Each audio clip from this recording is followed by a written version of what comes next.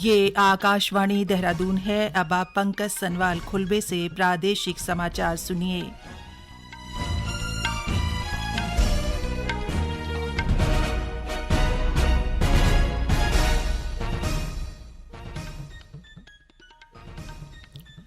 पहले मुख्य समाचार।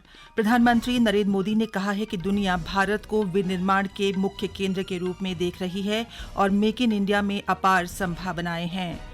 केंद्रीय रक्षा राज्य मंत्री अजय भट्ट ने यूक्रेन से दिल्ली पहुंचने पर भारतीय नागरिकों का स्वागत किया और कहा, सरकार एक एक छात्र का ख्याल रख रही है।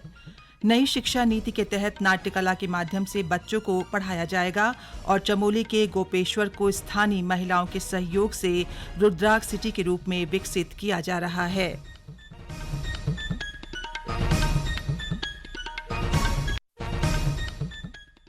स्वाधीनता के 75वें वर्ष के उपलक्ष्य में आज़ादी का अमृत महोत्सव के अंतर्गत आकाशवाणी समाचार देहरादून ने स्वाधीनता संग्राम और उसके गौरवशाली इतिहास पर विशेष प्रश्नोत्तरी कार्यक्रम शुरू किया है। इसे प्रत्येक बुधवार और बृहस्पतिवार को शाम 6:30 बजे क्षेत्रीय समाचार में शामिल किया जा रहा है।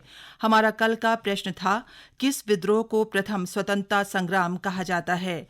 प्रश्न का सही उत्तर है 1857 के विद्रोह को। आकाशवाणी समाचार देहरादून को देश भर के साथ ही प्रदेश भर से प्रश्न के उत्तर मिले हैं। हमारे आज के भाग्यशाली विजेता हैं उत्तराखंड के चमोली से धर्म सिंह नेगी।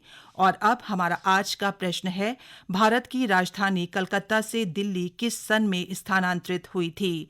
श्रोता अपने उत्तर अमृत महोत्सव क्विज ddn@gmail.com पर ईमेल अथवा मोबाइल नंबर 9837192022 पर व्हाट्सएप या मैसेज के माध्यम से भेज सकते हैं।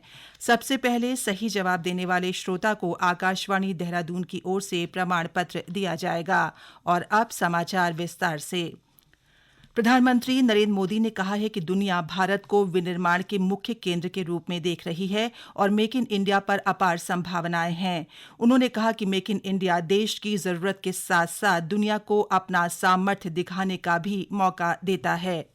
इस बजट में आत्मनिर्भर भारत और मेक इन इंडिया को लेकर जो निर्णय लिए गए हैं वो हमारी इंडस्ट्री और इकोनॉमी दोनों के लिए काफी महत्वपूर्ण है। मेक इन इंडिया अभियान आज 21वीं सदी के भारत की आवश्यकता भी है और ये हमें दुनिया में अपने सामर्थ्य दिखाने का भी अवसर देता है। भारत जैसा विशाल देश सिर्फ एक बाजार बनकर रह जाए तो भारत कभी भी न प्रगति कर पाएगा, न हमारी युवा पीढ़ी को अवसर दे पाएगा। विश्व के संदर्भ में मेक इन इंडिया विषय पर आयोजित एक वेबिनार को संबोधित करते हुए श्री मोदी ने ये बात कही। यूक्रेन में फंसे 208 भारतीय नागरिकों को आज भारतीय वायुसेना के C-7 विमान से दिल्ली के पास हिडन एयरबेस में लाया गया। केंद्रीय रक्षा राज्य मंत्री अजय भट्ट ने दिल्ली पहुंचने पर नागरिकों का स्वागत किया और कहा कि सरकार एक एक छात्र का ख्याल रख रही है। एक एक बच्चे का हम ख्याल रख रहे हैं, चाहे दवाई हो, चाहे भोजन हो। और वहाँ पर भी जो यूक्रेन की सीमाओं पर पहुँच गए हैं, वहाँ पर भी हमारे माननीय 4 मंत्रीगण हैं जो एक एक चीज़ को देख रहे हैं। लगातार हमारे एयरफोर्स के जहाज जा रहे हैं, हमारे सिविल एविएशन के जहाज हैं। जो हमारा ऑपरेशन गंगा अभियान चलाया है वो बिल्कुल सफल हो रहा है। माननीय प्रधानमंत्री जी का पूरा देश आभारी है कि उन्होंने एक अभिभावक की तरह से सबकी चिंता की है। इस बीच आज यूक्रेन से उत्तराखंड के 3 और छात्र सकुशल लौटे हैं। अब तक राज्य के लगभग 76 नागरिकों की स्वदेश वापसी हो चुकी है। उधर देहरादून के जिलाधिकारी आर राजेश कुमार ने बताया कि जिले के 65 नागरिकों के यूक्रेन में फंसे होने की सूचना मिली है, जिसमें से 24 नागरिकों को सकुशल वापस लाया जा चुका है। इस बीच जिलाधिकारी ने यूक्रेन में फंसे देहरादून के छात्रों के परिजनों से मुलाकात की। देश में 97% से अधिक वयस्क आबादी को कोविड रोधी वैक्सीन की पहली खुराक दी जा चुकी है। ये जानकारी देते हुए केंद्रीय स्वास्थ्य मंत्रालय के संयुक्त सचिव लव अग्रवाल ने बताया कि कोरोना के खिलाफ लड़ाई में वैक्सीन एक बड़ा हथियार साबित हुई है। उन्होंने बताया कि अब भी कई देशों में बड़ी संख्या में कोरोना के मामले सामने आ रहे हैं, जबकि भारत में कोरोना संक्रमण के मामले में तेजी से कमी आई है। श्री अग्रवाल ने बताया कि दुनिया में संक्रमण से रोजाना 7,000 787 मृत्यु दर दर्ज की गई, जबकि भारत में 2 से 8 फरवरी के दौरान 615 मृत्यु दर्ज की गई थी। वहीं पिछले हफ्ते में रोजाना 144 मृत्यु दर दर्ज की गई। ये समाचार आप आकाशवाणी देहरादून से सुन रहे हैं। नई शिक्षा नीति के तहत नाट्य कला के माध्यम से बच्चों को पढ़ाया जाएगा। बागेश्वर में डीएलएड प्रशिक्षकों को नाट्य कला के जरिए बच्चों को पढ़ाने की बारीकियां रंगकर्मी सिखा रहे हैं। प्रशिक्षण देने वाले रंगकर्मी जहूर आलम ने बताया कि हमें थिएटर इन एजुकेशन की महत्ता को समझते हुए हर कक्षा तक नाट्य कला को सीखने व सिखाने की एक विधा के रूप में ले जाना है। उन्होंने कहा कि नाट्य कला ही अभिव्यक्ति का सशक्त माध्यम है, जिससे बच्चों की ऊर्जा का उपयोग सही दिशा में हो। इसके अलावा इस विधा से बच्चों के व्यक्तित्व में संतुलन लाया जा सकेगा और वो स्वस्थ समाज के निर्माण में जिम्मेदार नागरिक बन सकेंगे। राष्ट्रपति पुरस्कार से सम्मानित लेखक हेमंत बिष्ट ने कहा कि प्रशिक्षण देने का उद्देश्य प्रशिक्षकों को बच्चों में गहरे भाव और विचारों की अभिव्यक्ति पहुंचाना है। चमोली के गोपेश्वर को स्थानीय महिलाओं के सहयोग से रुद्राक्ष सिटी के रूप में विकसित किया जा रहा है। संकल्प अभियान के संयोजक मनोज तिवारी ने बताया कि रुद्राक्ष की नई पौध को तैयार किया जा रहा है। अभियान के तहत गोपेश्वर के अलावा पूरे जिले में रुद्राक्ष के पौधे रोपे जा रहे हैं, जिससे पर्यावरण संरक्षण को भी बल मिल रहा है। उन्होंने बताया कि महिलाएं इन पेड़ों पर रक्षा सूत्र बांधकर इनकी रखवाली कर रही हैं।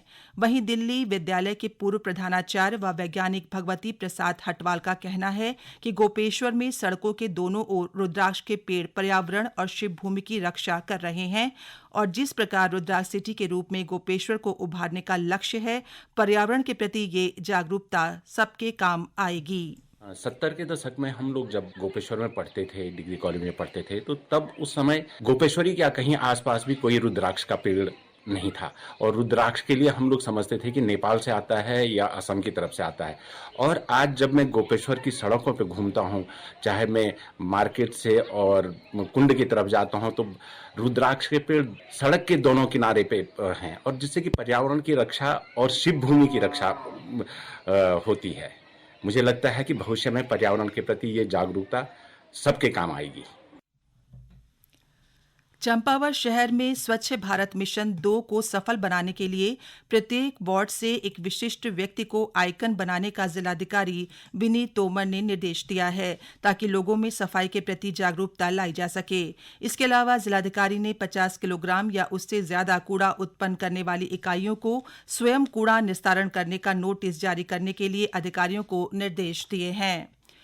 रुद्रप्रयाग में आज स्वास्थ्य विभाग ने वर्ल्ड हेयरिंग डे गोष्ठी का आयोजन किया। इस अवसर पर लोगों को कान की सुरक्षा व बहरेपन की समस्या के बारे में जागरूक किया गया। कार्यक्रम में ईएनटी सर्जन डॉक्टर रोशनी ने कान की समस्याओं से बचने के लिए मोबाइल फोन का संतुलित उपयोग करने, तेज ध्वनि में संगीत सुनने की आदत से बचने व ध्वनि प्रदूषण वाली जगहों पर जाने से बचने की सावधानी बरतने की अपील की। रुद्रप्रयाग के वनों को आग से बचाने और स्थानीय नागरिकों को रोजगार दिलाने के उद्देश्य से जिलाधिकारी मनुज गोयल ने उरेडा और वन विभाग के अधिकारियों को विद्युत उत्पादन प्रोजेक्ट लगाने के निर्देश दिए हैं। जिलाधिकारी ने कहा कि जिन स्थानों में चीड़ के पेड़ या जहां अधिक मात्रा में पिरूल उपलब्ध होता है, उस क्षेत्र में भूमि चिन्हित कर विद्युत उत्पादन प्रोजेक्ट लगाए जाएं। टिहरी के मुख्य विकास अधिकारी नमामि बंसल ने आज राष्ट्रीय शहरी आजीविका मिशन की समीक्षा बैठक में अधिकारियों को बैंक शाखाओं से समन्वय स्थापित करने, नगरपालिका में कॉल सेंटर स्थापित करने के अलावा बैंक व आवेदनकर्ताओं के बीच सामंजस्य स्थापित करवाने के निर्देश दिए। इस बीच उन्होंने स्वयं सहायता समूहों का गठन और पीएम स्वनिधि योजना के संबंध में भी प्रगति लाने के लिए भी अधिकारियों को निर्देश दिए। चंपावत में 19 मार्च से मां पूर्णागिरि मेले का आयोजन होने जा रहा है। मेलाधिकारी भगवत पाटनी ने बताया कि 19 मार्च से 15 जून तक चलने वाले मां पूर्णागिरि के मेले की तैयारियों को लेकर जिला प्रशासन और जिला पंचायत के अधिकारियों के साथ बैठकें आयोजित की जा रही हैं। पुलिस अधीक्षक देवेंद्र पिचा ने बताया कि कोरोना संक्रमण के बाद इस वर्ष श्रद्धालुओं की भीड़ होने की संभावना को देखते हुए सुरक्षा कर्मियों की तैनाती का चार्ट विभाग तैयार कर रहा है। अंत में मुख्य समाचार एक बार फिर। प्रधानमंत्री नरेंद्र मोदी ने कहा है कि दुनिया भारत को विनिर्माण के मुख्य केंद्र के रूप में देख रही है और मेक इन इंडिया में अपार संभावनाएं हैं।